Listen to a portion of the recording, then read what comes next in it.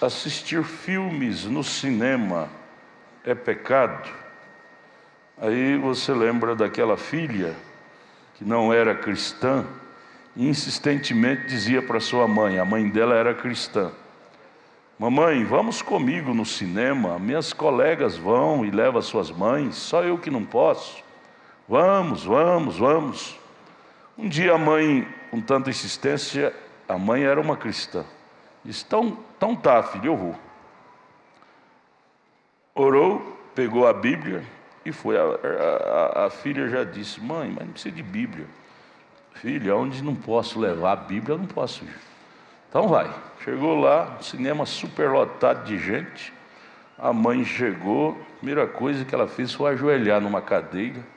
Senhor, me consagra que eu não pego nenhum espírito errado aqui, em nome de Jesus. Quando ela orou, a filha: mãe, a senhora me mata de vergonha, mãe. Aqui não é lugar de orar, não. Ela disse: não pode, filha, então eu vou embora. Onde eu não posso falar com meu Deus, não me cabe, eu vou embora. E foi embora, deixou a filha dar. A filha nunca mais chamou ela. Então, a pergunta, eu respondo a sua pergunta te fazendo outra pergunta. Você pode levar Jesus lá? Jesus vai ter liberdade em estar lá no cinema, assistindo aquele filme, sabe, com aquelas mulheres seminuas? Às vezes você não vai no cinema, mas assiste em casa na televisão. É um cinema em casa. Pode. É a mesma coisa do cinema. Lá é o cinema de casa, na televisão.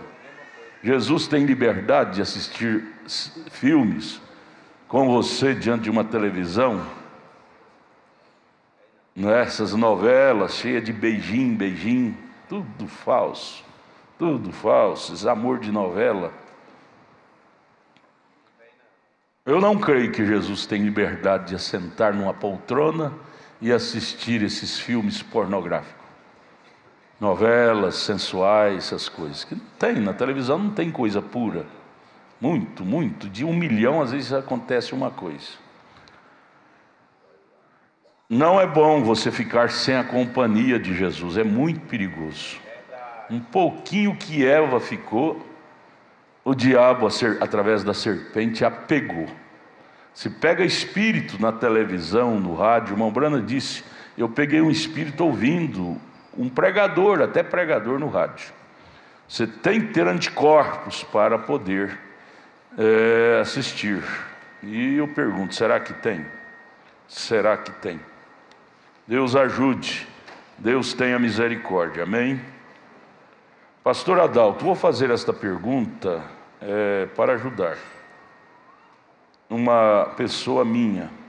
Por falta de saúde, esta pessoa não consegue mais ajoelhar para lavar os pés no dia da Santa Ceia.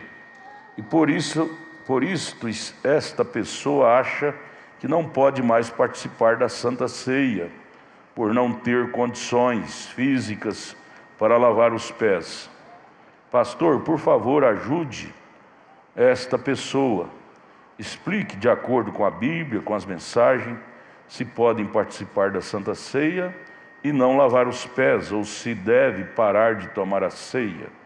Deus abençoe. Deus julga pelo que está no seu coração. Existem pessoas que são paralíticas, elas não têm condição de lavar os pés, de ajoelhar, lavar os pés. Porém, elas não descreem, elas creem no lava-pés. Não é porque você não pode lavar os pés no dia da ceia de seu irmão, de sua irmã, que você não lavou o pé dela, você lavou. Deus julga o que está no seu coração. Você estava em espírito, ajoelhado lá, lavando os pés dos seus irmãos, das suas irmãs, viu? Não te menospreze por causa da enfermidade. Não te menospreze. Deus vê como se você estivesse lá lavando os pés. Você não descrê, você crê. Você não faz isso porque você não crê, você não faz por condições físicas. Deus julga pelo que está no seu coração. Você deve sim tomar a ceia. Jesus disse: quem não toma se torna culpado. Você não sente bem ficar sem tomar a ceia, sendo que você é um membro do corpo de Jesus Cristo. Bem, está ruim aqui meu retorno, não é melhorado. Pega o tablete aqui, vem aqui para cima, talvez melhore. Outra pergunta: pastor, bom dia com Jesus. Se a Bíblia pede para não comer carne de porco, nem peixe, nem escamas, nem peixe sem escama, né? Peixe de couro, e coelho, Deuteronômio 14, não estamos pecando em não obedecer? Por favor, me ajude e desculpe minha ignorância. Irmã, eu não dei o nome se é irmão ou irmão, mas leia Atos capítulo 10. Atos capítulo 10. O Velho Testamento tinha essas exigências. E Pedro, o apóstolo Pedro, que precisava de instruções, porque estava ali passando de uma fase para outra, o tempo da lei para o tempo da graça. Pedro queria trazer essas tradições do Velho Testamento para o Novo Testamento. Quando apareceu aqueles animais para comer, Pedro estava com fome, naquele sonho, naquela visão que ele teve em Atos 10. Aí apareceu animais com casco partido, que é porco, peixe sem escama, peixe de couro, para Pedro comer na visão. Pedro disse: não, eu não como, isso é pecado, é imundo. Em Atos capítulo 10, do verso 10 ao 15, leia na sua Bíblia. Depois, agora não, depois, né? Chegar na sua casa. Deus repreendeu Pedro e disse: mate e coma. Não chame imundo que Deus santificou. Calvário santificou tudo. Calvário tirou a imundície. Calvário dá liberdade, quebrou o tabu. Pode, não pode, pode, não pode. É certo, você vai comer orando, comer com ações de graça, orando, não é? Orar pela comida, porque hoje a comida está muito envenenada com essas toxinas, química, conservante, não é? Você deve, antes de comer, consagrar. Senhor, consagra esse alimento, tira todo o veneno da comida para mim comer com ações de graça. Mas a ordem foi: mate e coma, não chame imundo que Deus santificou. Amém? Então isto foi para o Velho Testamento. Nós estamos na dispensação do Novo Testamento. Outra pergunta: meu querido pastor, por favor me ajude. Cometo o erro fazer negócio ou contratar serviço de irmão ou irmão?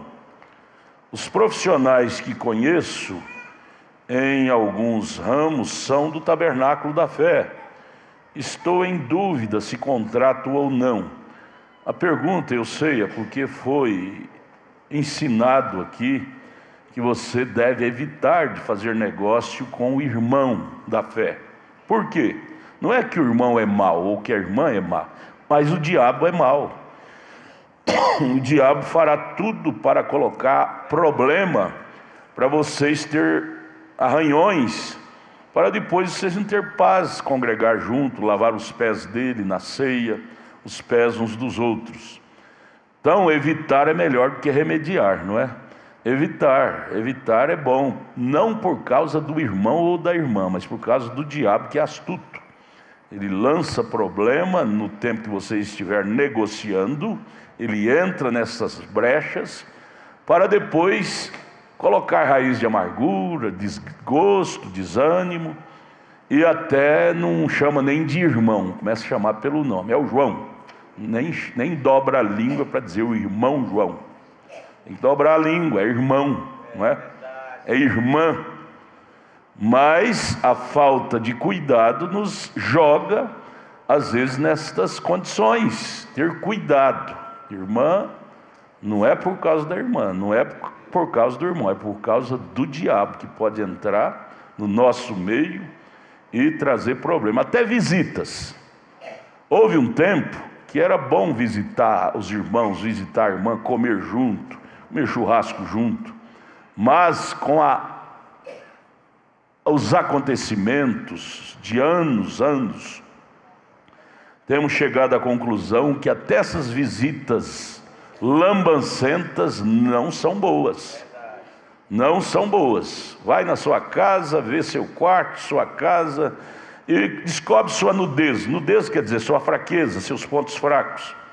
E aí o diabo que é terrível, coça a língua, coça até que vai contar para o outro, para outra, o que viu na sua casa.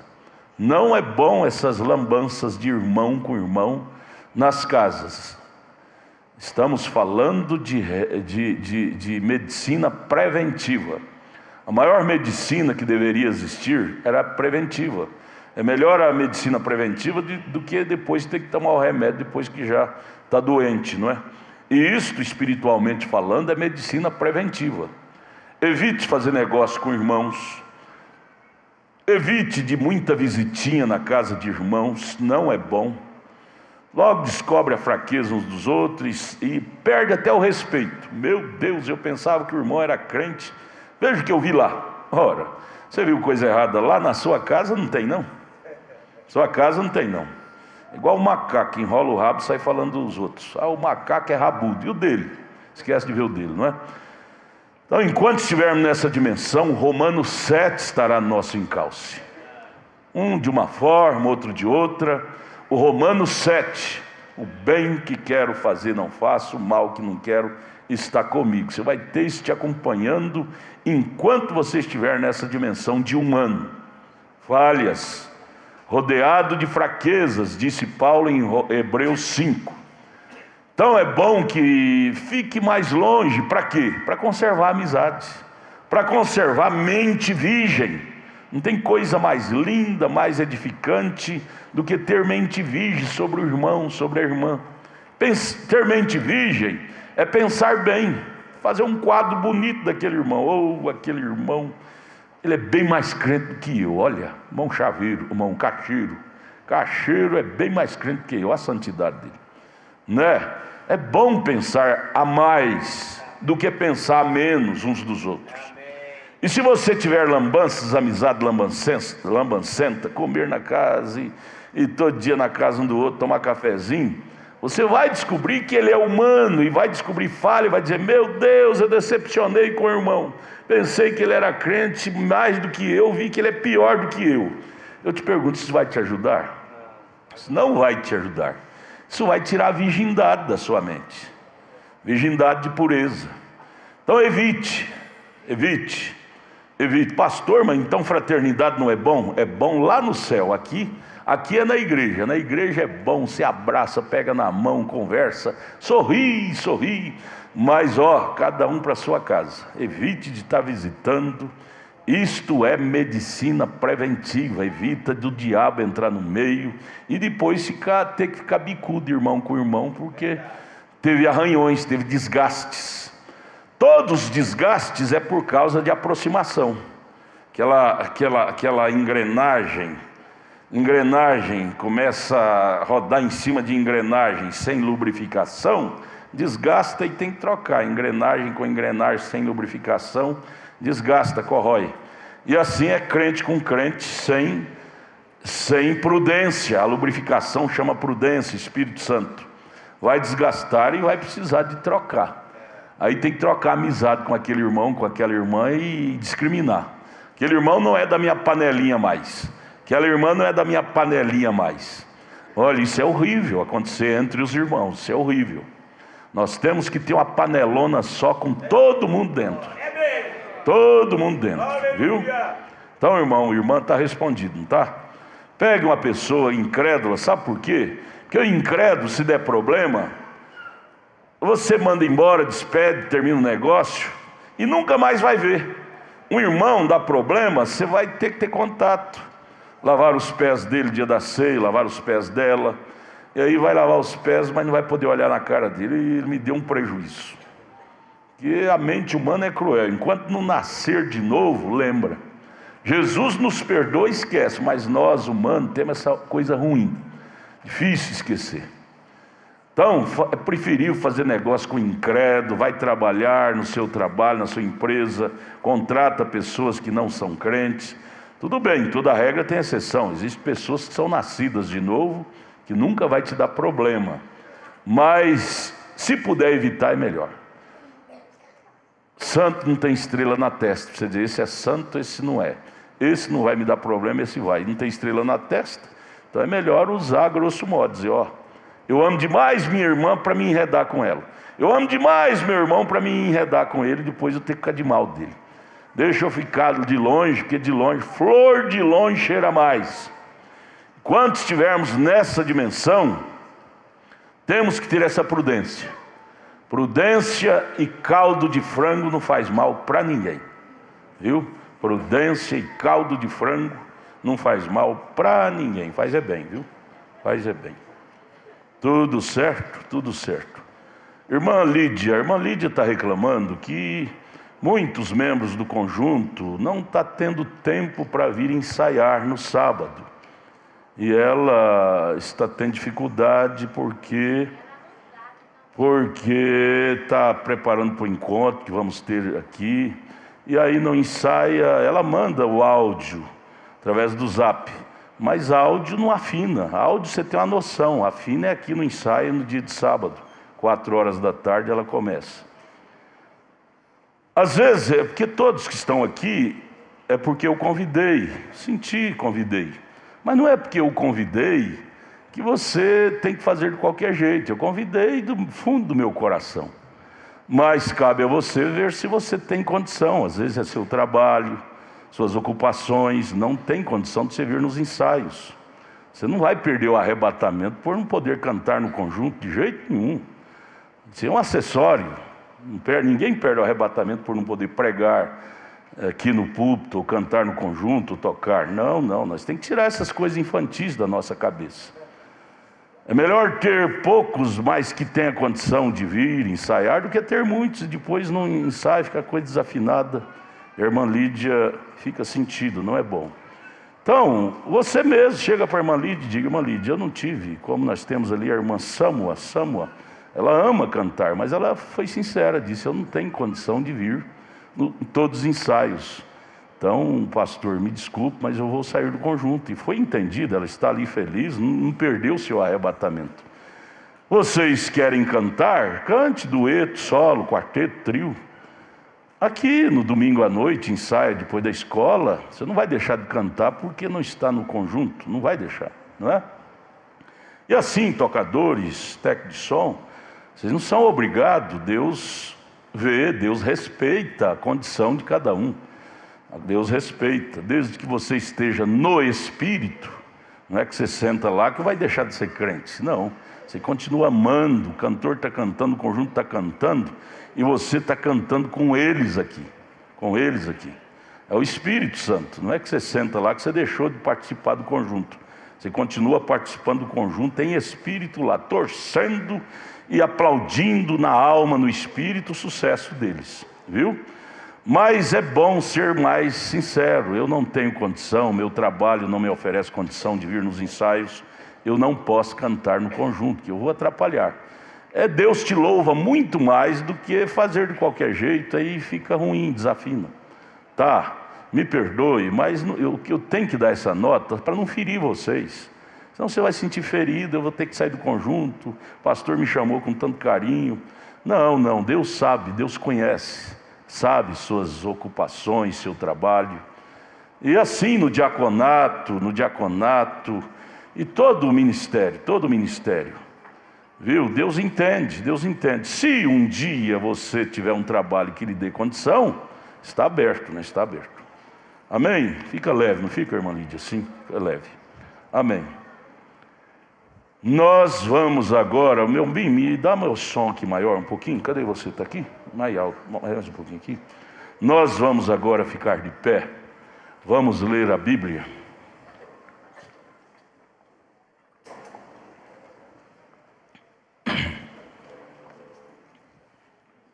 Vamos ler a Bíblia. Esdras, capítulo 4, versículo 23 e 24.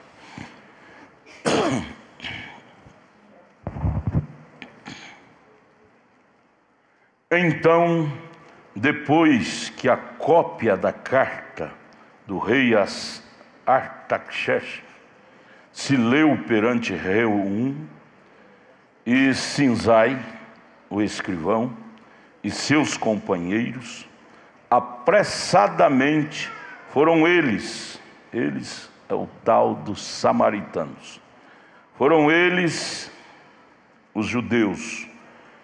Os samaritanos bradaram contra os judeus, impediram a força de braço e com violência de reconstruir o templo. Estamos falando sobre reconstruir o templo. Então cessou a obra da casa de Deus, que estava em Jerusalém, e cessou até o ano 2º do reinado de Dário, rei da Pérsia. Eu quero tomar como tema para esta manhã, eu quero que vocês todos me dêem a sua atenção, pisca o olho só se for preciso, viu? Por que minhas bênçãos não chegam? É a pergunta que há em muitos corações. Vamos discorrer. Irmão Érico, parabéns, o senhor está um garotão bonito. Cadê a irmã? Veio, não veio? Coitada, a irmã agora vai ciumar desse meninão bonito. Fez a cirurgia, não é? Está bem, sentindo bem? Sentindo bem. É uma ciência que Deus criou, não é? E os médicos descobriram, bariátrica.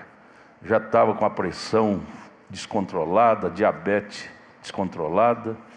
Agora faz isso, é menino novo igual a ele. Velho, se for fazer isso, morre, viu? Velho tem transtornos.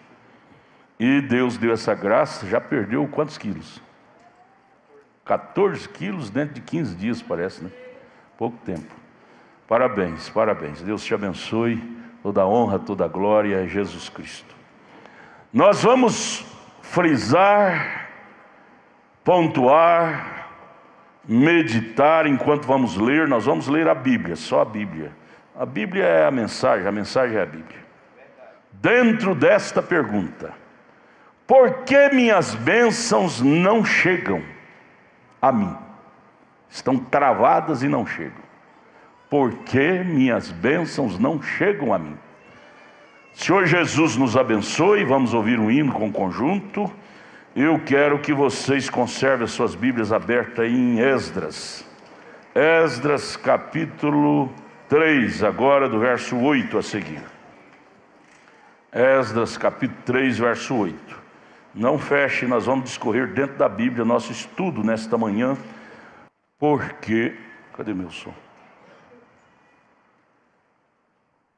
Vou embora. Por que minhas bênçãos não chegam? É uma pergunta da alma. Por que minhas bênçãos não chegam?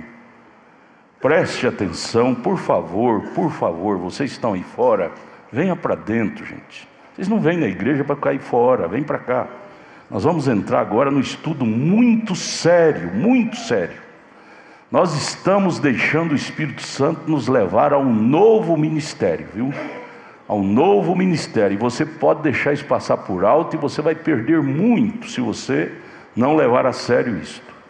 É um estudo muito profundo desta manhã. Eu quero que vocês dêem toda a sua atenção. Por favor, vocês que estão aí fora, vem para dentro.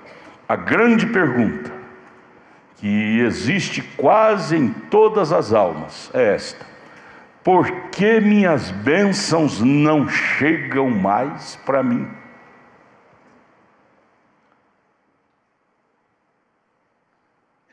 Vamos discorrer dentro da história dos judeus. Da história dos judeus.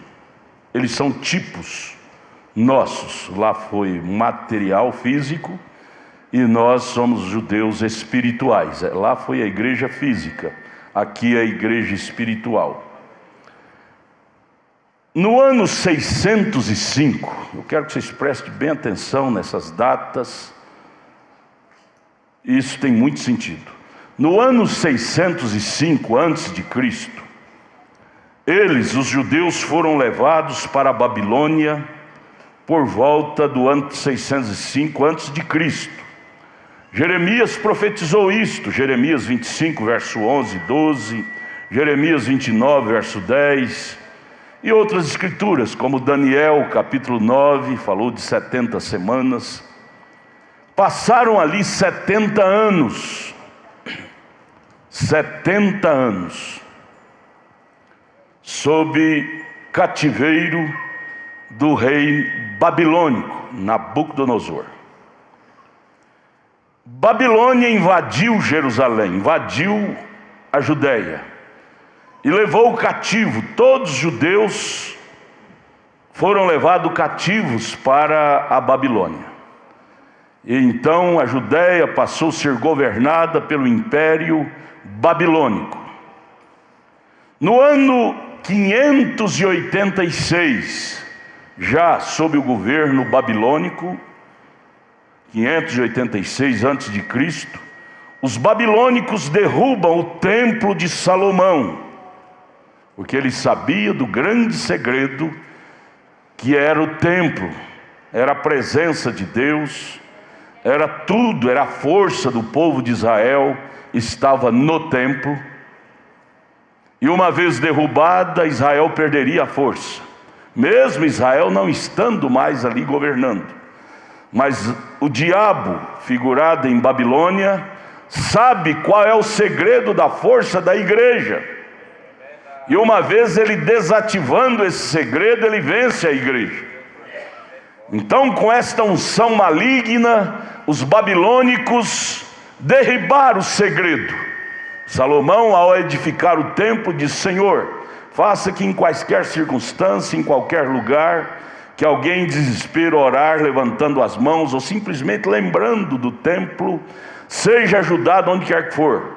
Jonas, lá no ventre da baleia, não tinha condição de levantar a mão, e nem de ajoelhar, mas envolvido lá no ventre da baleia, no estômago da baleia, ele lembrou do templo e orou, e Deus fez a baleia vomitar ele na praia. O segredo do templo é uma força muito grande. Cristo é o nosso templo hoje. Então, no ano 586 a.C., os babilônicos derribaram o templo de Salomão. Aí vem, por volta do ano 535, veja, eles foram levados para a Babilônia cativos no ano 605 a.C. Jeremias capítulo 25, capítulo 29, foi profetizado que eles estariam ali por 70 anos. Então, 605 menos 70 daria justamente nessa data. Eu estou lendo de fatos, historiadores, viu? Fatos verídicos. No ano 585, Deus levanta Ciro, rei da Pérsia. Você quer ler isto? Abra sua Bíblia em Isaías capítulo 45. Isaías capítulo 45. No capítulo 46, verso 28, há uma profecia.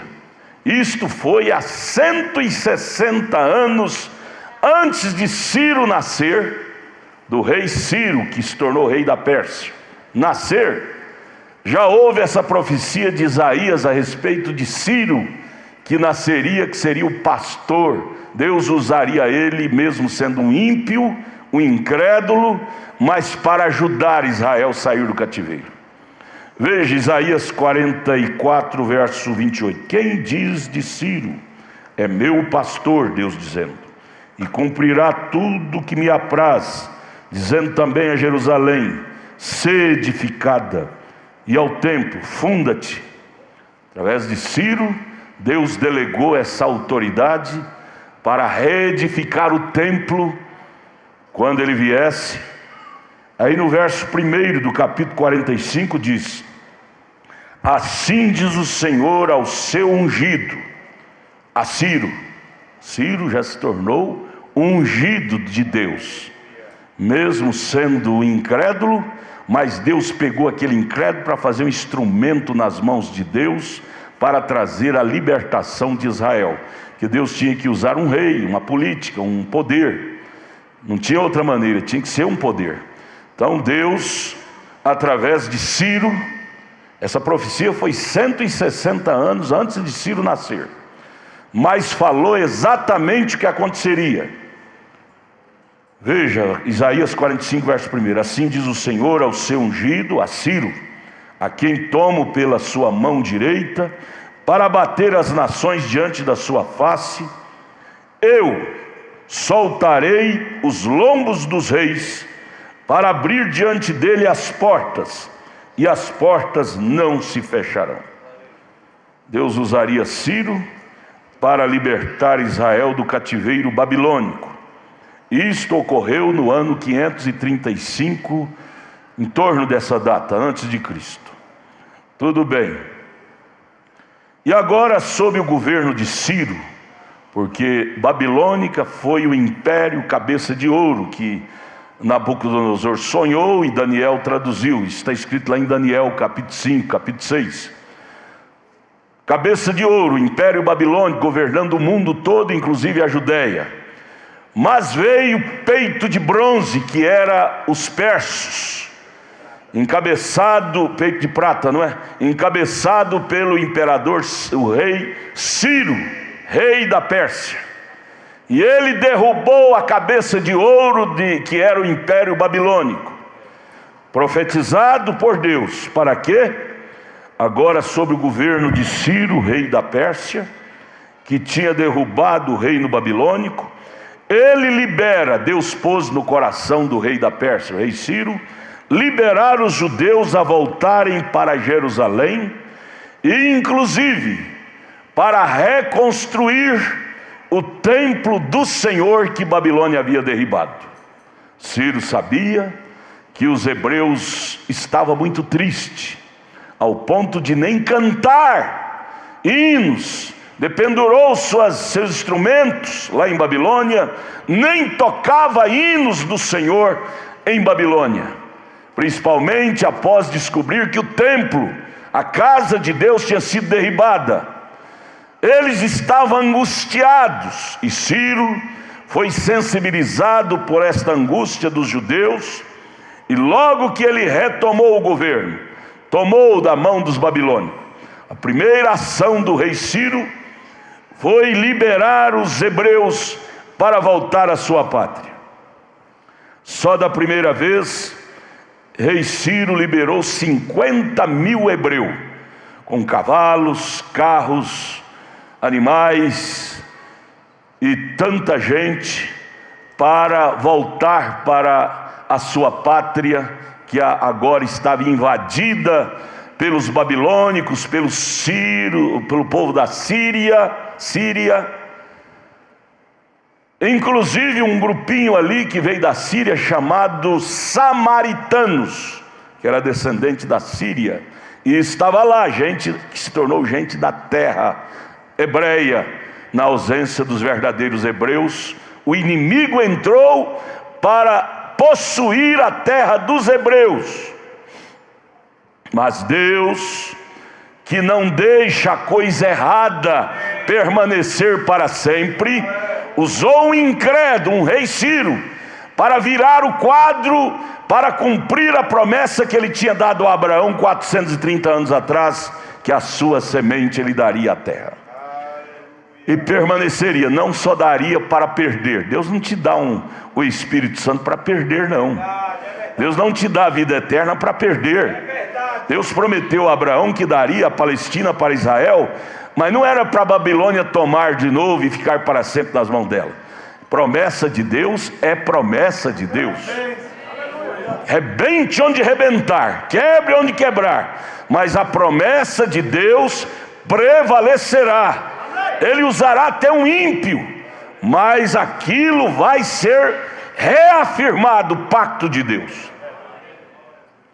Então veja bem, e aí vem eles para reconstruir o templo, que o rei Ciro, que derrubou o reino babilônico, foi que liberou o governador Zorobabel. O rei Ciro liberou o governador Zorobabel a sair do cativeiro com mais 50.000 judeus, junto com o sacerdote Josué. Em uma tradição fala Josua, outra Josué. Josué não era aquele do tempo de Moisés, é um sacerdote agora. O governador Zorobabel e o sacerdote Josué, com seus companheiros, volta com mais 50.000 hebreus para Jerusalém, para a Judéia, para reconstruir o templo onde Deus habitava e amava. Então eles voltam. Vamos agora voltar a Esdras, capítulo 3, verso 8. Abra sua Bíblia comigo e vamos ler, porque quando você lê, você capta mais. Esdras, capítulo 3, verso 8 a seguir. São postos os alicerces do templo, e no ano da sua vinda à casa de Deus, vinda dos hebreus, em Jerusalém, no segundo mês, começaram Zorobabel, filho de Saltiel, e Jesua é Josué, viu? Filho de Zosadaque, e os outros seus irmãos, os sacerdotes e os levitas, e todos que vieram do cativeiro a Jerusalém,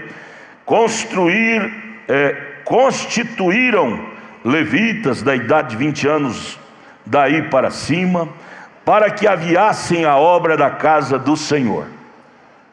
Porque primeiro lugar para um cristão é construir o templo. Você lembra de 1 Coríntios 6? Paulo nos adverte: vós sois o templo de Deus. Aleluia.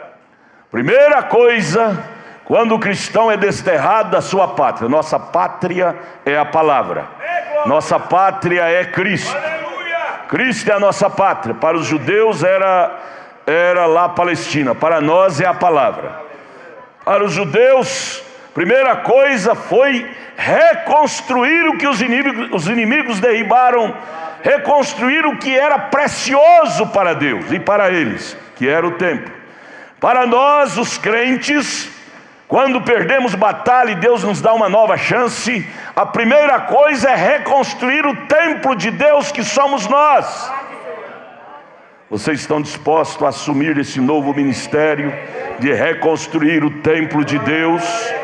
Vamos sair desta manhã daqui dizendo: Senhor, eu quero me empenhar a reconstruir o templo, a morada de Deus que sou eu. Tudo bem. E aí então vieram, verso 10. Quando, pois, os edificadores lançaram os alicerces do templo do Senhor, Zorobabel, sacerdote Josué, 50 mil junto com eles, então apresentaram-se os sacerdotes, já paramentados e com trombetas, e os levitas, filhos de Asaf, com saltério, para louvar ao Senhor, conforme a instrução de Davi, rei de Israel. Alegria, porque estava reconstruindo o que o inimigo tinha derribado. Então, com saltério, com flauta, com instrumento, com cântico, trabalhavam na reconstrução do templo com alegria. Verso 11.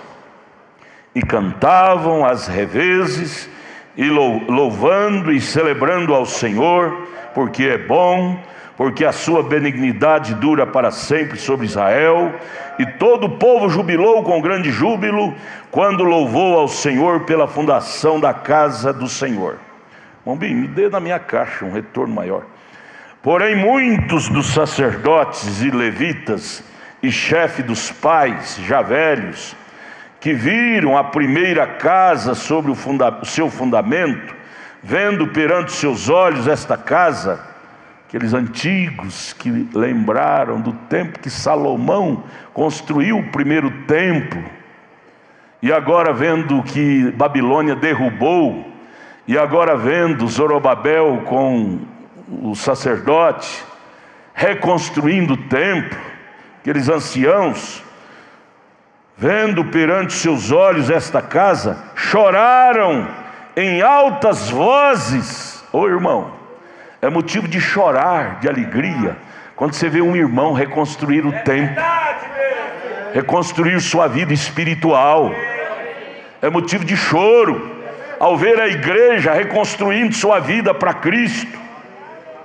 Chorar em altas vozes, mas muitos levantaram as vozes com júbilo e com alegria. Havia choro e júbilo, de maneira que não discernia o povo as vozes de alegria das vozes de choro do povo, porque o povo jubilava com tão grande júbilo que as vozes se ouvia de muito longe.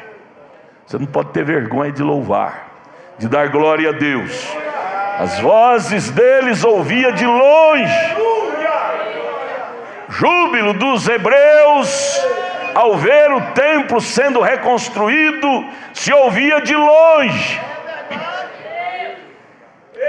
Mas vamos entrar no capítulo 4. O texto do capítulo 4, o diabo manda embargadores. Você tem que saber, irmão, sogro do irmão Mauro, é bom te ver aqui. Como é que o senhor chama?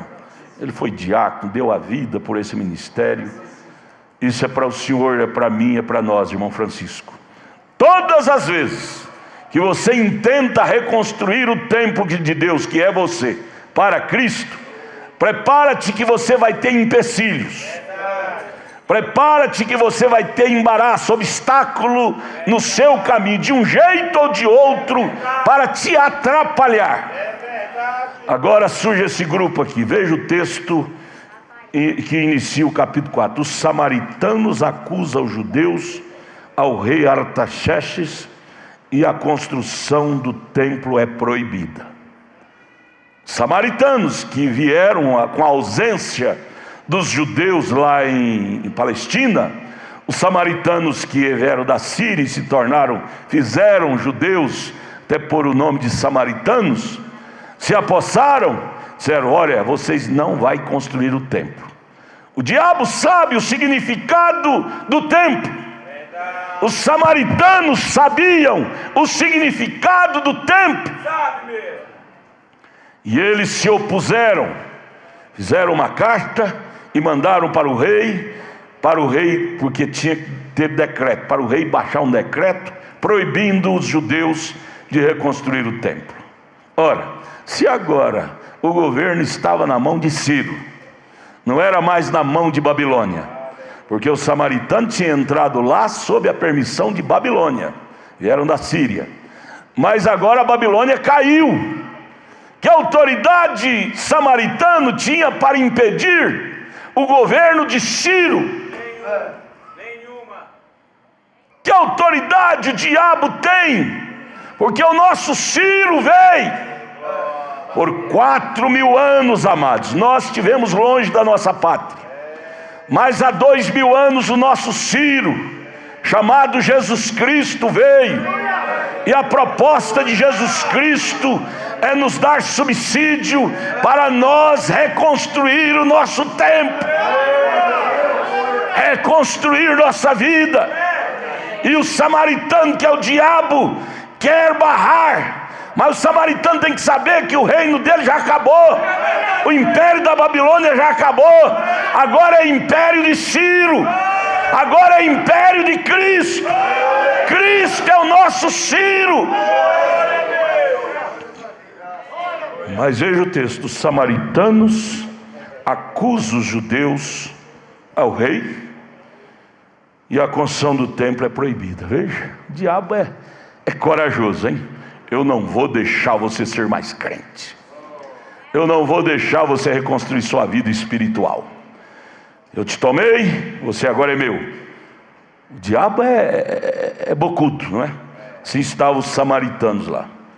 Vamos, capítulo 4, verso 1. Ouvindo, pois, os adversários de Judá, que eram os samaritanos, e Benjamim, que os que tornaram do cativeiro edificavam o templo ao Senhor, Deus de Israel.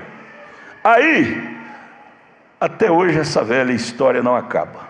O diabo, quando não pode te pegar, te proibir, a primeira coisa que ele faz é associar com você para te minar suas forças, para impedir você de reconstruir o templo, que é a vida espiritual, a vida cristã, a você ter seu novo ministério espiritual em sua vida. Então o que os samaritanos fizeram? Viu que a autoridade de Ciro era grande, então eles propuseram, verso 2 do capítulo 4 de Esdras: chegaram-se a Zorobabel, que era o governador, e ao chefe dos pais, e disseram-lhes: deixai-nos edificar convosco, deixa nós trabalhar convosco. Agora, quando é que esse trabalho vai ser perfeito? Trabalhando com pessoas que não têm princípios? Quando é que você vai pensar em ter um lar feliz casando com uma mulher que não é crente, casando com um marido que não é crente? Mas a proposta é: deixa, Não tem problema não, eu vou na igreja com você, eu vou adorar com você, deixa nós construir convosco. Porque como vós, buscaremos o vosso Deus, buscará de lábio, mas não de alma. Como também já lhe sacrificamos desde os dias de Esar-Hadon, rei da Síria, que nos mandou vir para aqui. Porém, veja Zorobabel. Eu fui buscar a biografia de Zorobabel. Você veja lá em Mateus 3, que Zorobabel veio da linhagem de Abraão, Jesus veio da linhagem de Zorobabel. Zorobabel, que era um crente espiritual, que era um governador espiritual, discerniu a trama dos samaritanos. Ô irmão, quando você tem o batismo do Espírito Santo de Deus em você, você discernirá a trama do diabo no seu caminho para te atrapalhar ser um cristão. Veja o verso 3: porém Zorobabel e Josué e os outros chefes dos pais de Israel lhes disseram para os samaritanos: não convém que vós e nós edificamos casa ao nosso Deus. Essa mistura não dá certo. Onde tem muito palpite, a roda da carroça sai quadrada. Vocês têm um espírito, nós temos outro. Nós não aceitamos favores de políticos, de pessoas não nascidas de novo, porque vai dar errado. Zorobabel disse: mas nós, os hebreus, a edificaremos ao Senhor Deus de Israel, como nos ordenou o rei Ciro, rei da Pérsia. Aí vem o verso 4: todavia o povo da terra, que era o samaritano, que até então tinha apossado da terra de Israel e se sentia que era dono. Irmão, o diabo não é dono disso aqui não. Esse templo que sou eu, que é você, essa terra que sou eu, que é você, não é do samaritano chamado diabo não. Ele não é dono não, ele te possuiu por muitos anos. Samaritano possuiu a Palestina por muitos anos, mas chegou um momento que entrou Ciro e pôs um ponto final. O diabo te possuiu por muitos anos, mas chegou seu Ciro, Jesus Cristo é o nosso Ciro, e colocou ponto final nessa interferência. Creia! Aí vem o verso 4: todavia o povo da terra, os samaritanos, debilitava as mãos do povo de Judá e inquietava-os no edificar. Tudo que o diabo quer, menina, menino, irmãs e irmão, é debilitar suas forças, é debilitar seu ânimo, é te desencorajar. Eu não vou mais na igreja não, o irmão pisou no meu dedão no pé, a irmã falou de mim. Você não está vindo na igreja por causa do seu irmão, da sua irmã, você está vindo na igreja por causa de Cristo. Não deixe o diabo te desanimar. Isto é samaritano. Vamos ler o verso 4 de novo. Todavia o povo da terra, os samaritanos, debilitava as mãos do povo de Judá e inquietava-os no edificar. Tudo que o diabo quer é te inquietar. Você sabe por quê o diabo põe problema no seu dia a dia, na sua família, na sua casa? É para te inquietar. Gera problema. Outro dia um pastor me procurou e disse: pastor, vai explodir uma bomba nacional.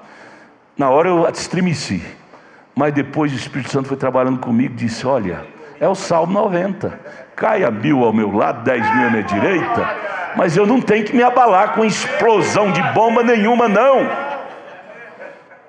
Eu não posso ser atrapalhado. Há muitos crentes atrapalhados porque deixam ser atrapalhados. É hora daquele espírito firme de Zorobabel tomar conta da igreja.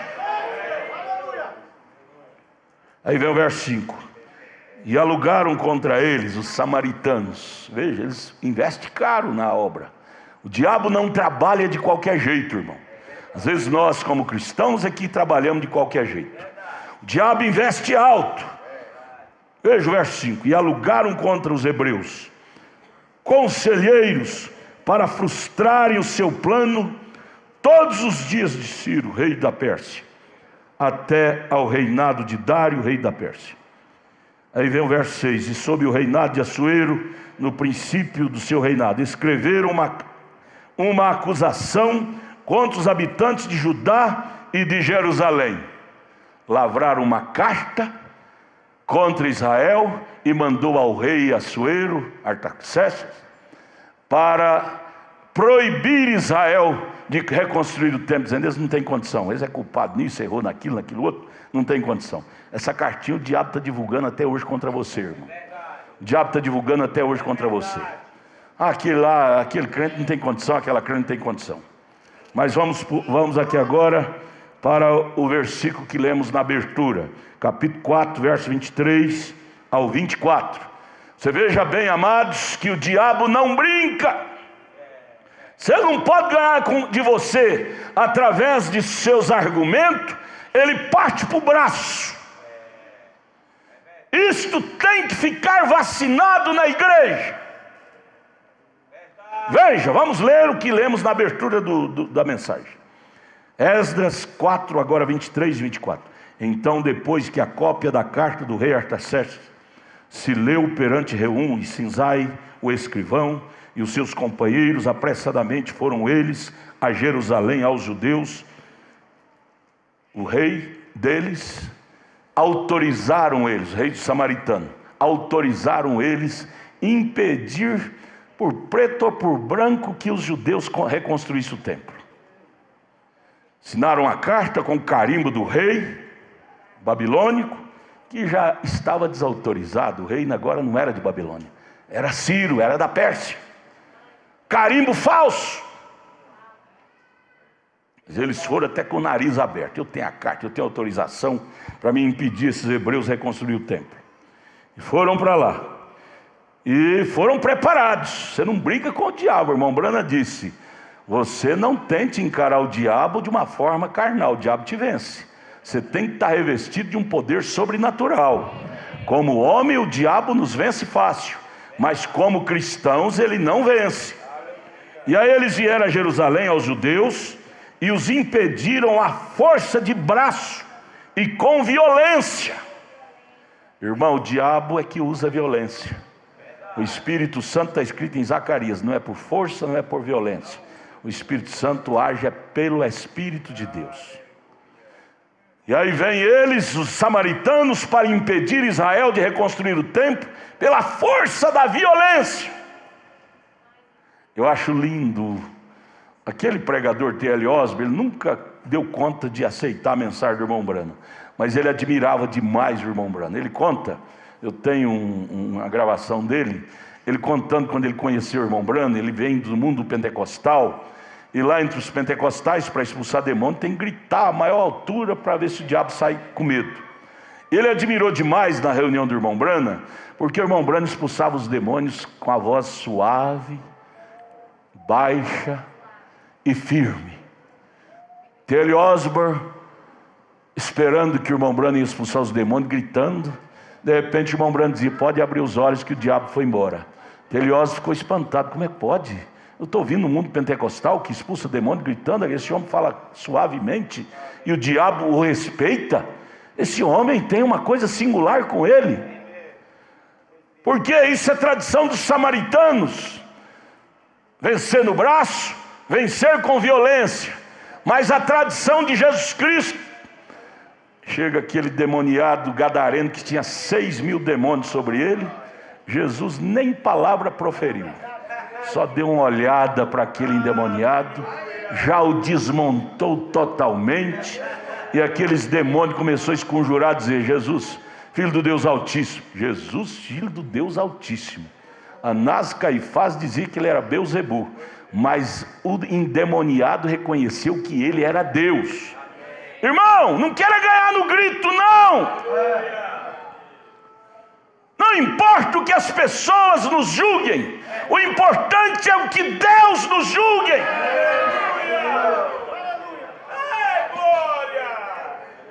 Veio com violência. Agora veja o verso 24. Então cessou a obra da casa de Deus. Zorobabel, com seus 50.000 hebreus, temeu a força violenta dos samaritanos. Às vezes, o irmão Brana fala isto, às vezes, por força demoníaca, nós como humanos estremecemos. Você lembra de Elias? Estremeceu diante de Jezabel, teve que subir lá para o lado do rio Querite, por não sei quanto tempo que ele ficou isolado com medo de Jezabel. Sim, o próprio Senhor Jesus em São João capítulo 11, o povo queria lhe matar de todo jeito, ele teve que sumir dali da casa de Lázaro, ficar 4 dias isolado, como humano. E Zorobabel como humano fugiu, parou a obra, que à frente do samaritano foi muito terrível. Irmão, ser cristão não é falar em língua, não é profetizar, isso tudo são dons carismáticos que é dado de graça sem arrependimento. Ser cristão significa autoridade sem briga. Aleluia. Parou, cessou até o ano 2º do reinado de Dário, rei da Pérsia. Cessou a obra, cessou o trabalho. Começaram a colocar só os alicerces do templo, mas teve que parar. Porque o samaritano, que era o povo que possuía a terra, forçou, até usou de violência e fez com que eles estremecessem, o governador Zorobabel, sacerdote Josué e os seus demais. Agora abra sua Bíblia no livro de Ageu. Abra sua Bíblia agora no livro de Ageu. Ageu fica depois de Sofonias e antes de Zacarias. Ageu fica depois de Sofonias e antes de Zacarias. Abra sua Bíblia correndo aí, vamos seguir juntos. Ageu, enquanto se abre a Bíblia, eu vou só comentar alguma coisa aqui, para nós começar a ler o livro de Ageu. Não leia antes de eu ler não, deixa eu só comentar.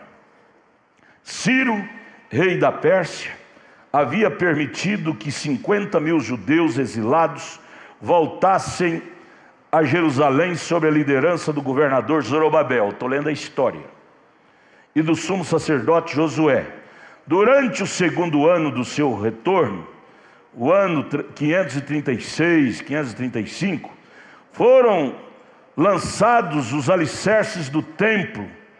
50.000 judeus, junto com o governador Zorobabel, sacerdote Josué, voltaram, venceu os 70 anos, que Jeremias tinha profetizado que eles estariam sob o governo de Babilônia.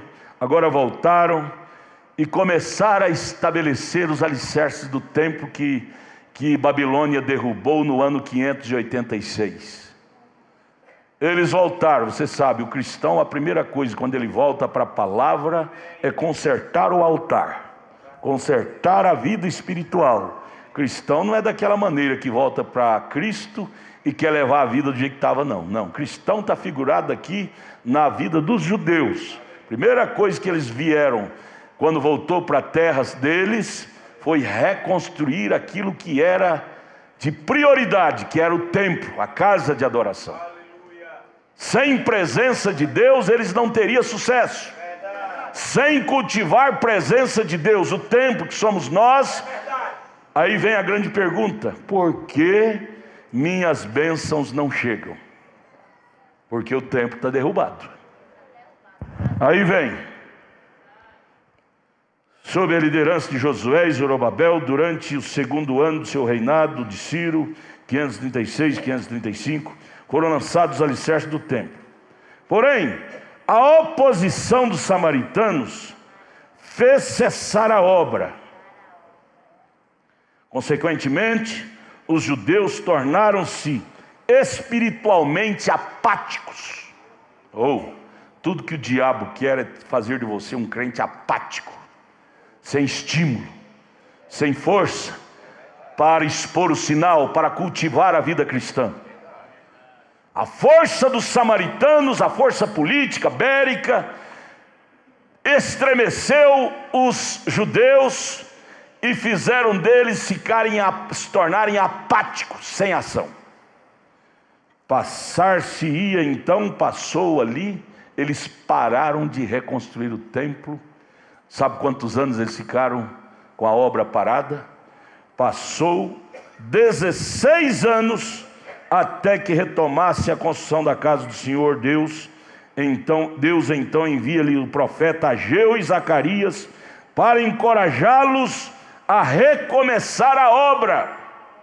Mas por 16 anos, irmão Marquinhos, o senhor gosta de história, por 16 anos eles ficaram apáticos, por pressão psicológica, física dos samaritanos.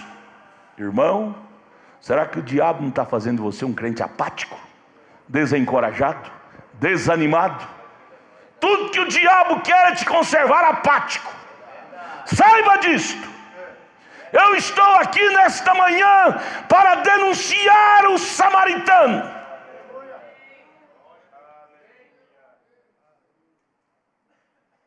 Por 16 anos, eles paralisaram a obra da reconstrução do templo. Colocou os alicerces, mas parou. E aí parado, você sabe aquele velho ditado: mente vazia é a oficina do diabo. Você para com a coisa de Deus, o diabo vai colocar outras ocupações, começar a investir-se em si mesmo. Investir em si mesmo. Você para de vir aos cultos, para de vir à igreja, você vai ter outra ocupação. Você vai ter outras ocupações. É investir em si mesmo. Nós vamos começar a ler Ageu capítulo 1 daqui a pouquinho, e você vai ver em que eles investiram. Em vez de investir na reconstrução do templo, começaram a investir nas suas vidas materiais próprias, individuais. Foi quando o profeta Ageu, junto com o profeta Zacarias, viveu na mesma época, chegou diante de Zorobabel e do sacerdote e pregou estremeçantemente para despertá-lo, para tirar daquela vida apática. Oh, amados, nós precisamos de uma sacudida. Ageu então mostra-lhe que a obra de Deus tem que ter toda a primazia, primeiro lugar. Da mesma forma, o reino de Deus e os interesses da causa do mestre deve ser a suprema prioridade na nossa vida. O que estabelecemos como prioridade indica o amor que devotamos ao nosso Senhor. O povo de Deus perder a sua bênção.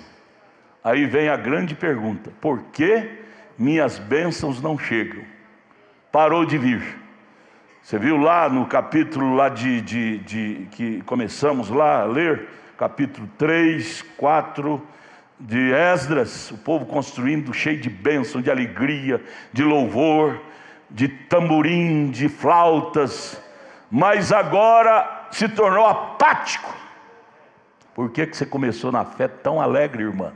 Irmão, cantava, regozijava, falava línguas estranhas, e agora aquela alegrião todo acabou, se tornou um crente apático. Tem alguma coisa que você parou de realizar. Eles pararam de realizar a reconstrução do templo. E aí o povo de Deus perder a bênção, pois estava vivendo apenas em função das suas próprias vantagens. Eles revelavam um mínimo interesse pelos alvos e propósitos divinos. Próprio Zorobabel, próprio Josué, que começou a 200 por hora, agora não estava nem a 10 por hora. Já revelava um mínimo de interesse pela causa. Eu vejo vocês, obreiros, muito bom, parabéns. Os evangelistas, parabéns. Mas a minha grande pergunta é: será que vai continuar assim, nesse estímulo? A fervura do leite vai continuar no alto? Cantores,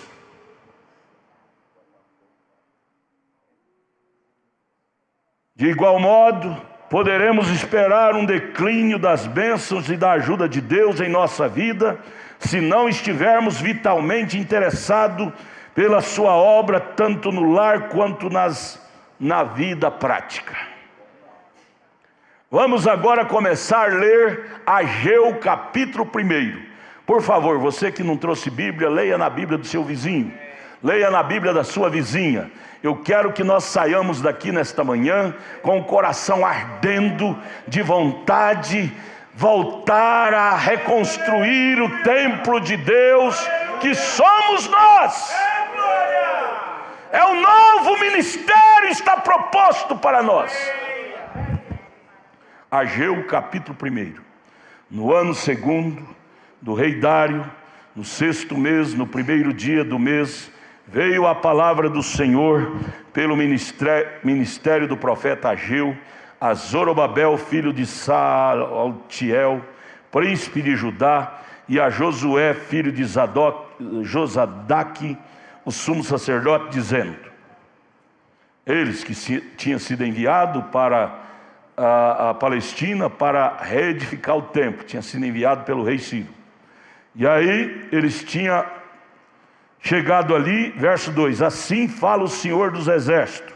Ageu, o profeta, e Zacarias, o profeta. Toma a palavra e fala a eles. Assim fala o Senhor dos Exércitos, dizendo: este povo diz: não veio ainda o tempo em que a casa do Senhor deve ser edificada. Quem esse povo estava falando para eles? Os samaritanos. Porque não é hora ainda de vocês edificar o templo, reedificar. Não é tempo. Quem é o diabo para dizer para você que não é tempo de você ser crente?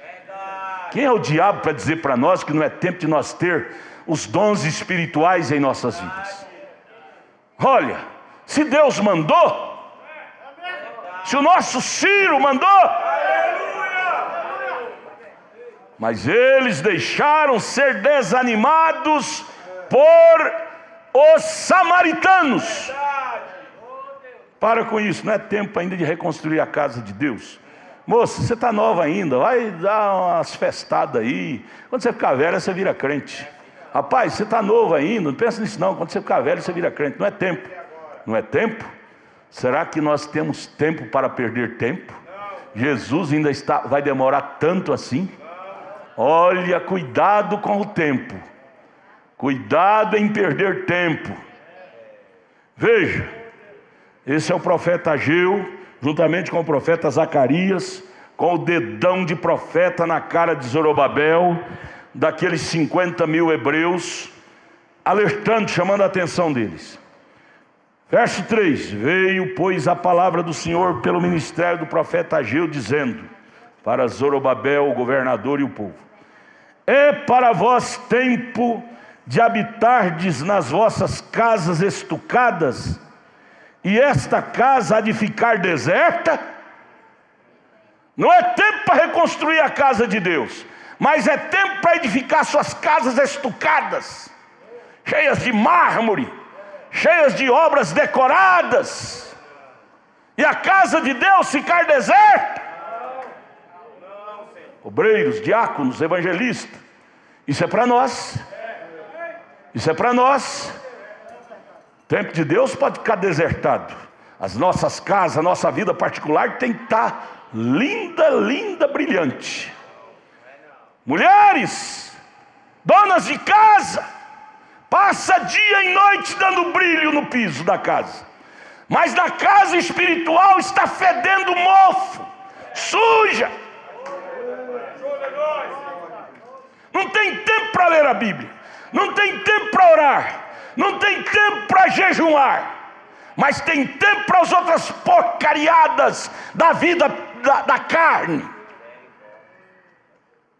Esta foi a palavra dura do profeta Ageu, apontando o dedão de profeta na cara do governador Zorobabel.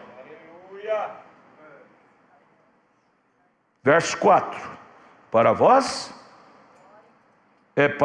tempo de habitar nas vossas casas estucadas, revestida de pedras preciosas, coisas caríssimas. É tempo, não é? Mas essa casa, a casa de Deus, o templo, não é tempo para reedificá-lo, não é? Para viver uma vida pomposa, cheia de aparatos carnais, é tempo. E a casa de Deus, a vida espiritual, nós somos a casa de Deus. Tem que ficar abandonada? Verso 5: ora, pois, assim diz o Senhor dos Exércitos: aplicai o vosso coração aos vossos caminhos. Em outras palavras, esse não é o caminho, Zorobabel, de estar estucando suas casas em primeiro lugar. Tudo bem morar em casa estucada de ouro puro, mas desde que o templo esteja construído. Não é pecado você morar numa casa de ouro, mas desde que a casa de Deus seja reconstruída em sua vida. Primazia, primeiro lugar, prioridade é Cristo. Aí ele puxa a orelha deles, dos Israel, por 16 anos, porque você sabe, começa de não faz mal, de não tem problema, quando você vê, você está lá no fundo do poço, e aí esquece de Deus, esquece da vida cristã, o espírito materialista te pega. O irmão Brano, profeta de Deus para esta era, ele denuncia 2 espíritos cruéis para esta era: o espírito de aquisição e sedução. Aquisitar. Nada chega. Se tem 10 mil, quer ter 20, se tem 20, quer ter 40, tudo bem. Mas desde que o templo esteja edificado. Aí então ele aponta o dedo aqui na cara de Zorobabel e do povo, dizendo: onde estou? Verso 6: semeais muito e colheis pouco. Nunca satisfaz. Sempre diga: plantei a horta, não deu, irmão, do café sem truco. Sempre gemendo. Essa história eu conheço desde criança, irmão. Meus pais nunca eram satisfeitos. Todo ano era a mesma ladainha, falando do governo, falando do prefeito, falando do político. Nada satisfazia. Nada satisfaz um coração materialista. Nada. Não tem tempo para a casa de Deus, mas tempo para os lazeres tem de sobra. Aí ele vira e diz: semeais muito e recolheis pouco. Comais, mas não vos fartais. Bebeis, mas não vos saciais. Nada sacia. Vestivos, mas ninguém se aquece.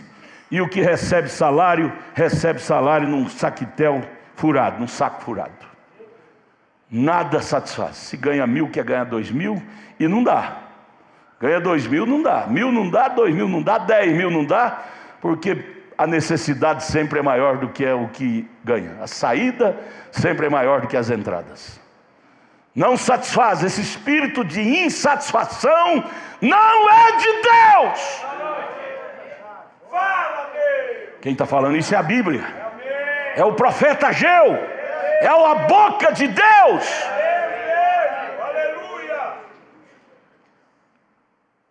Verso 7: assim diz o Senhor dos Exércitos: aplicai o vosso coração aos vossos caminhos. Verso 8: subi ao monte. Vamos subir ao monte, gente? Porque a pergunta, a velha pergunta: por que minhas bênçãos não chegam mais? Que nós não subimos ao monte. Olha, o monte é aquele lá. Põe a filmadora lá, irmão. Vamos subir ao monte.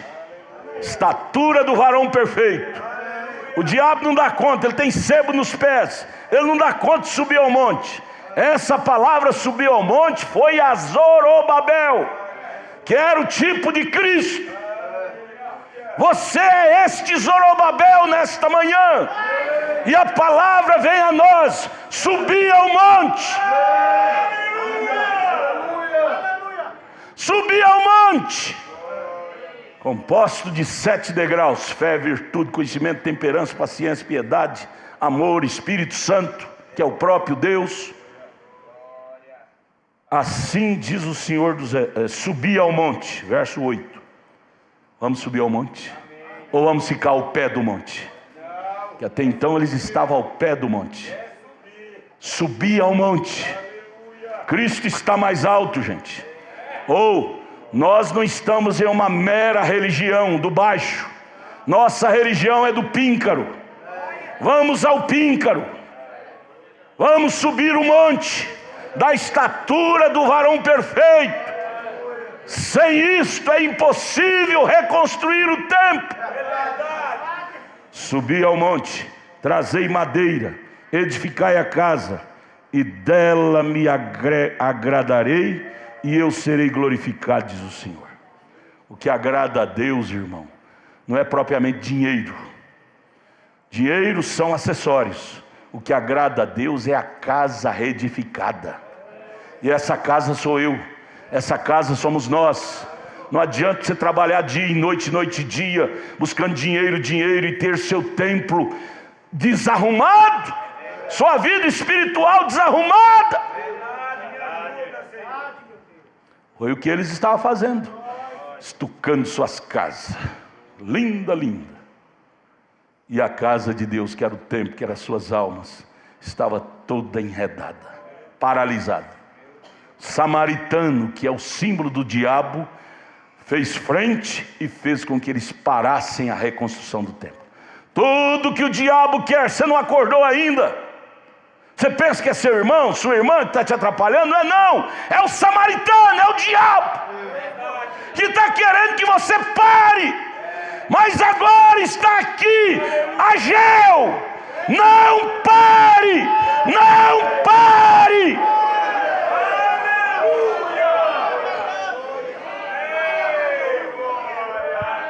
Subi ao monte. Você quer ver sua derrota? Fique no baixo. Não suba ao monte. Não vá buscar madeira para reconstruir o templo. Fica no baixo, você nunca vai ver o templo edificado. Eu estou com vontade de subir ao monte, mas amanhã eu subo. Chega amanhã, a preguiça vem, amanhã eu subo.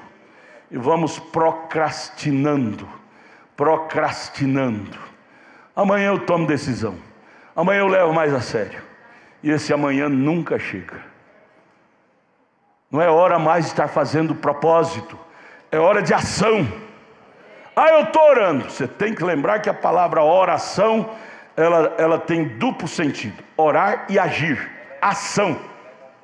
Não é só orar e ficar de braço cruzado. Oh Deus, me ajude. E você mesmo não faz nada. Não sobe ao monte. Há muitos crentes que oram dia e noite, jejum é dia e noite, mas não faz nada. Não age. Verso 8, subiu o monte. Passe por cima de montanha. O diabo é especialista em criar montanha para atrapalhar seu caminho. Suba, transponha. Surgiu um monte, pula aquele. Surgiu outro, salte aquele de novo. Surgiu outro, salte aquele. Vamos, vamos, vamos.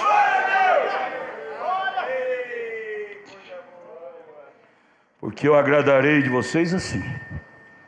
Aí no verso 9 ele prossegue. Olhaste para muito, mas eis que alcançaste pouco. Viu aquela vida, como é que chama? Avareza. O avarento nunca sacia. Sempre quer possuir tudo, mas nunca se sacia. A Bíblia diz que os avarentos não entrarão no reino do Senhor. Olhaste para muito, mas eis que alcançaste pouco. E esse pouco, quando trouxeste para casa, eu lhes assoprei. Por quê? Diz o Senhor dos Exércitos. Por causa da minha casa que está deserta, e cada um de vós corre à sua própria casa. Deus sopra. Aí você diz, por que eu trabalho dia e noite e não tem nada na vida? Porque Deus soprou. Aí vem a pergunta, por que minha bênção não chega mais? Porque Deus soprou. Deus não deixa você prosperar fora do plano de Deus, que é construir sua vida espiritual primeiro. Não adianta nós, como filhos de Deus, querer bênção fora de uma vida santificada. Não teremos êxito.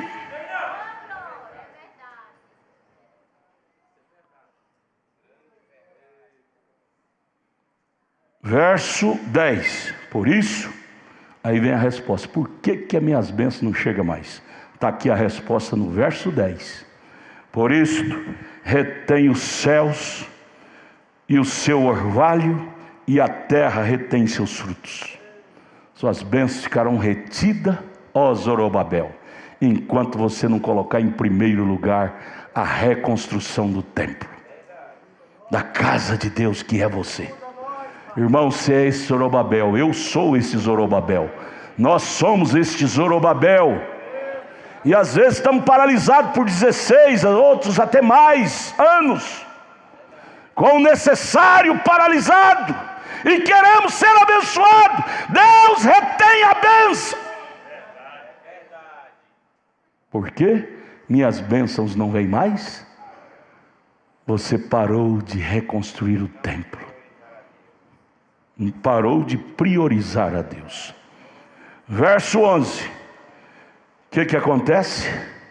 Não abençoo, fiz vir a seca sobre a terra, sobre os montes, sobre o trigo, sobre o mosto, sobre o azeite, sobre o que a terra produz, como também sobre os homens, sobre os animais e sobre todo o trabalho das mãos.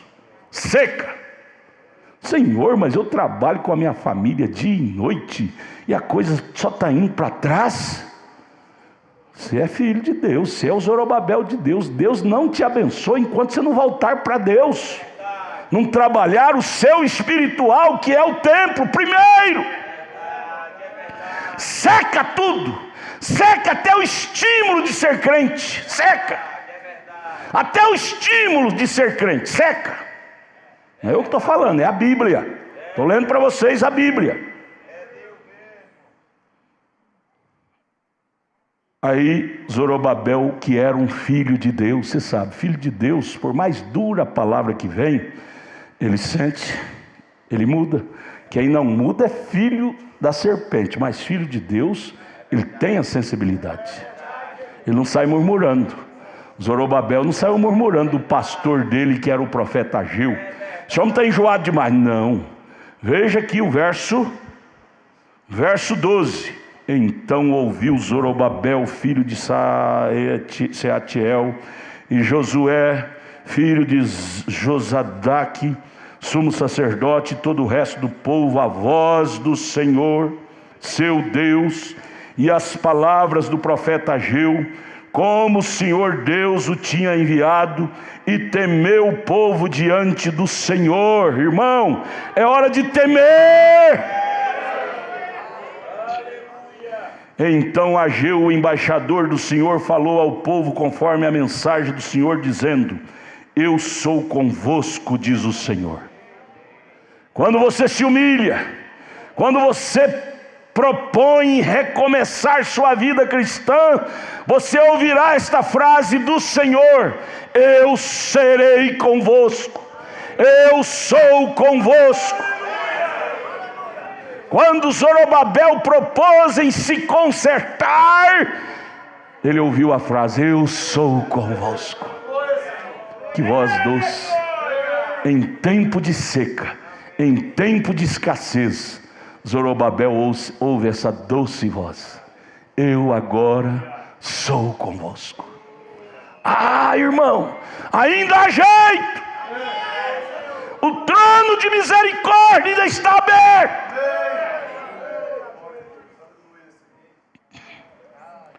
Verso 14. E o Senhor levantou o espírito de Zorobabel. Vamos deixar Deus levantar o nosso espírito nesta manhã? Até quando nós vamos ficar com o espírito baixo? Só baixaria, falando mal do João, da Manel, do Joaquim, do Pedro, do Antônio, e sem consertar nosso templo. Isso é baixaria, isso é espírito baixo, acusando a irmã, o irmão. Quem tem que ser acusado é nós. O Zorobabel somos nós. Ninguém é culpado de nossos desvarios. Veja o verso 14. E o Senhor levantou o espírito de Zorobabel. Oh Jesus, vem nessa manhã levantar nosso espírito. Levantar nosso espírito. Trazer-nos de volta aos velhos propósitos de ser crente. Irmão, irmãs, vamos ser crente comigo? Vamos ser crente comigo? Minha esposa, cadê ela? Está aqui? Vamos ser crente comigo? Meus filhos, meus netos, vamos ser crente comigo? Igreja, vamos ser crente comigo? Vamos entrar no nosso novo ministério nesta manhã. Amém, igreja? Conjunto, vamos ser crente comigo, tocadores, cantores. Você vai ver presença de Deus. O Senhor levantou o espírito de Zorobabel. Até quando vamos admitir esse espírito baixo em nós? Só falando da vida alheia, levando nossas culpas a outros. Nós aprendemos domingo passado que Davi foi honesto. Quando ele errou, ele não disse foi Betseba que me fez errar. Ele disse foi eu, é o meu pecado. Nós queremos passar a culpa. Eu sou assim porque a irmã fulano, o irmão fulano é culpado. Não é não. Quando não quer, dois não briga. A culpa é minha. Pequei, disse Davi, e o meu pecado está diante de mim. O profeta Natan disse: Davi, o homem que fez isso tem que fazer com ele. Davi não hesitou, ele disse: esse homem tem que morrer. Sabia que era ele, mas ele decretou: tem que morrer. Esse velho homem tem que morrer. Esse velho Zorobabel tem que morrer. Até quando vamos estar advogando em causa própria? Se fosse o outro, você estava condenando, mandando matar. Mas quando é você, você não quer que mate? Não, gente, tem que começar de nós. Vamos deixar de hipocrisia, de estar condenando um ou outro, quando o errado somos nós. Amém, meus irmãos? Estou lendo a Bíblia. E o Senhor, verso 14, levantou o espírito. Ô irmão, o que nós precisamos é que Deus levante o nosso espírito. Segredos que triunfam é recomeçar tudo de novo. Terminar o culto, vem no altar com lágrimas, dizendo: Senhor, levante meu espírito. Eu quero reconstruir o altar. Eu quero parar de trabalhar em prol de mim. Eu quero trabalhar em prol do templo, em prol da causa. Primeiro Deus, depois eu. Primeiro templo, depois minha casa estucada. Depois meu ego. Casa estucada fala de muita coisa. Fala de egoísmo, de ranzismo, de humanitismo. Trabalhamos em prol disso e deixamos o templo do Senhor de lado. O Senhor levantou o espírito de Zorobabel, filho de Sealtiel, príncipe de Judá, e o espírito de Josué, filho de Josadaque, sumo sacerdote, e o espírito do resto de todo o povo, 50 mil homens. E vieram e trabalharam na casa do Senhor dos exércitos, seu Deus. E o 24º dia, no 6º mês, no 2º ano do rei Dário, capítulo 2, a glória do Senhor, a glória do 2º templo. No 7º mês, ao 21º do mês, veio a palavra do Senhor pelo ministério do profeta Ageu, dizendo: fala agora a Zorobabel, filho de Sealtiel, príncipe de Judá, e a Josué, filho de Josadaque, sumo sacerdote, e o resto do povo, dizendo: quem há entre vós que, tendo ficado, viu esta casa na sua primeira glória, quando Salomão construiu? Tinha alguns antigos ali que viu. E como a vedes agora, a beleza da segunda casa foi muito maior. Oh, amados, você vai ver isso na sua vida. Quando você dispor a voltar a ser crente, você vai dizer: minha vida quando eu aceitei o evangelho era maravilhosa, mas hoje é muito mais maravilhosa. O templo que Salomão edificou era maravilhoso, mas esse novo templo é muito mais.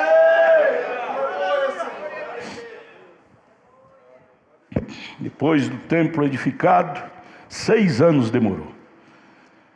Vem o profeta Ageu e interroga: veja, viu essa casa, sua primeira glória? E como a vedes agora?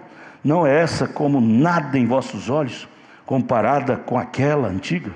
Ora, pois, esforça-te, Zorobabel, diz o Senhor, e esforça-te, Josué, filho de Josadaque, sumo sacerdote, e esforçai-vos, todo o povo da terra, diz o Senhor, e trabalhai, porque eu sou convosco, diz o Senhor dos exércitos. Irmãos, Deus é conosco, gente. Igreja do Pedregal de Jesus, Deus é conosco. segundo a palavra que concertei convosco, quando saíste do Egito, o meu espírito habitava no meio de vós.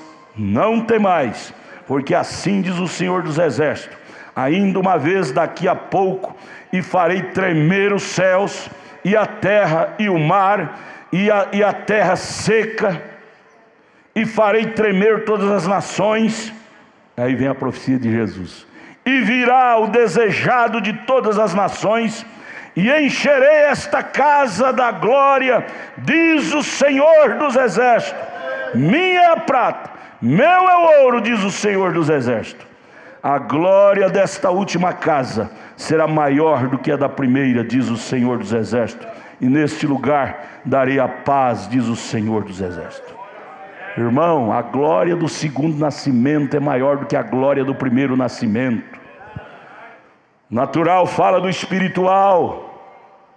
A glória da segunda casa, do segundo templo, irmão Marquinhos. Sabe por que foi maior, irmão Marquinhos?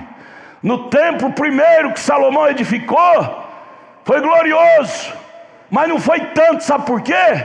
No segundo templo a glória foi maior, porque o Senhor do templo, que é Emanuel, Ele ministrou no segundo templo. 400 anos depois Ele veio e entrou pela porta daquele templo e ministrou dentro daquele templo. Só Ele, seus apóstolos cheios do Espírito Santo também ministraram no segundo templo.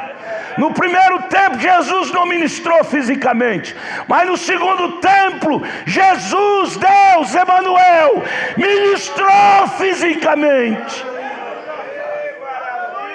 A glória do novo nascimento terá presença física de Deus em você.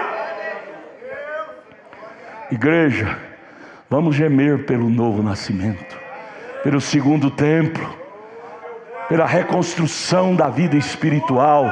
Você terá Emanuel ministrando na sua vida. Você terá a igreja primitiva novamente em sua vida. A sombra deles curava enfermos. A glória do segundo templo foi maior. E aí vamos terminar aqui com esse versículo 18 e 19 do capítulo 2 de Ageu. Ponde, pois, eu vos rogo, desde esse dia em diante, quando eles reedificaram o templo.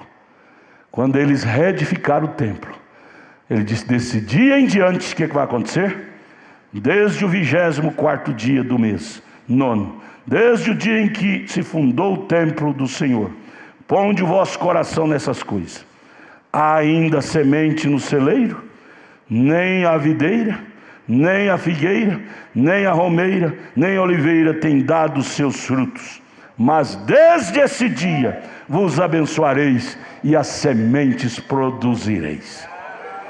Você viu lá no verso atrás que Deus parou de fazer produzir, no verso 9, verso 10, parou de produzir tudo. Mas quando eles reedificaram o templo, aqui no verso 19, voltou a produzir as sementeiras. Você se torna uma vida estéril espiritualmente, mas quando você resolve a nascer de novo, a voltar a ser crente, você vai ver Josué capítulo 1 na sua vida: onde pisar a planta do seu pé, prosperarão. As sementes que não produziam voltarão a produzir. Sua vida material que estava indo ruim a pior. Eu vi uma frase essa semana, alguém escreveu: tudo que planta colhe. Eu plantei um carnê, colhi um pé de carnê. Carnê de prestação disso, daquilo, um pé, uma árvore.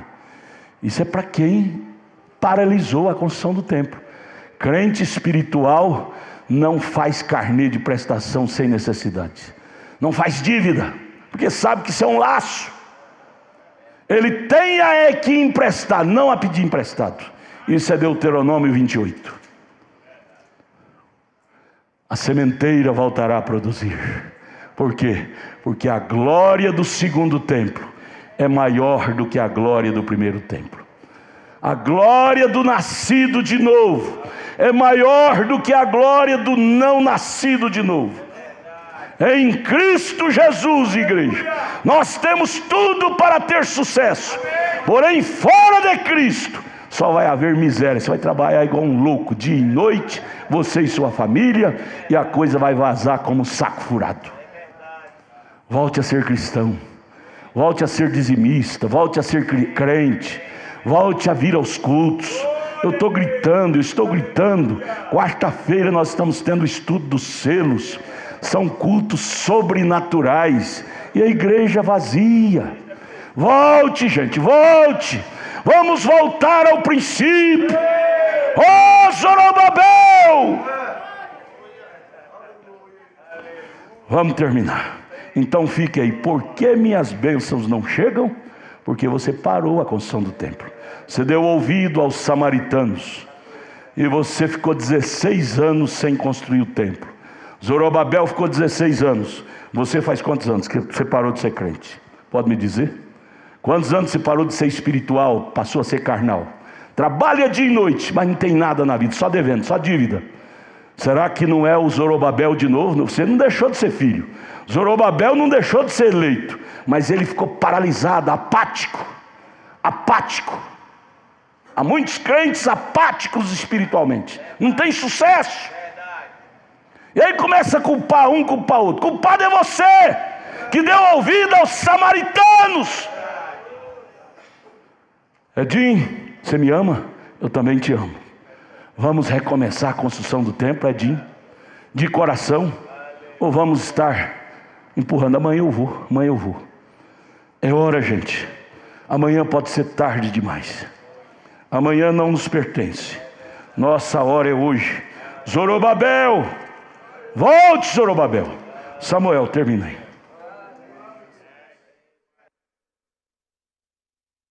Amém. Vamos ficar de pé. Você quer dar glória a Deus? Dê graças a Deus. Diga obrigado, Jesus, por esses ensinamentos, por esta palavra em que nós ouvimos nesta manhã, aonde nós queremos, Pai, reconstruir este templo que somos nós, Pai. Oh Deus, nós precisamos disto, Pai. Nós precisamos desses conselhos, Pai. Nós precisamos colocar nossa vida diante deste altar, porque nós sabemos, Pai, que não teremos prosperidade, Senhor, fora deste lugar. Ó Deus, esta casa não pode estar deserta, mas nós pedimos ao Senhor, Pai, a presença do Senhor neste templo, que sou eu, Pai. Ó Deus, ele não pode ficar deserto, Pai. Nós precisamos da Tua presença, Senhor. Precisamos de uma reconstrução, ó Deus. Nesta manhã, Jesus, o Senhor tem falado conosco, Pai. O Espírito Santo tem falado aos nossos corações. Há uma necessidade, Pai. Há uma necessidade, Senhor, em nossas almas. É por isso que o Senhor tem falado, Pai. Tem que haver uma reconstrução. O Samuel tem que reconstruir, Pai. Dá-nos, ó Deus, mais o Teu Espírito Santo, para nós colocarmos as nossas vidas, Pai, diante da Tua palavra, Senhor. Te agradecemos, ó Deus, por esta escola, pelo nosso pastor, por esta palavra, Senhor. Continue conosco no decorrer deste dia, Senhor, nas reuniões que virão a seguir, Pai. É no nome do Senhor Jesus Cristo que nós te pedimos e te agradecemos. Amém, Jesus. Amém.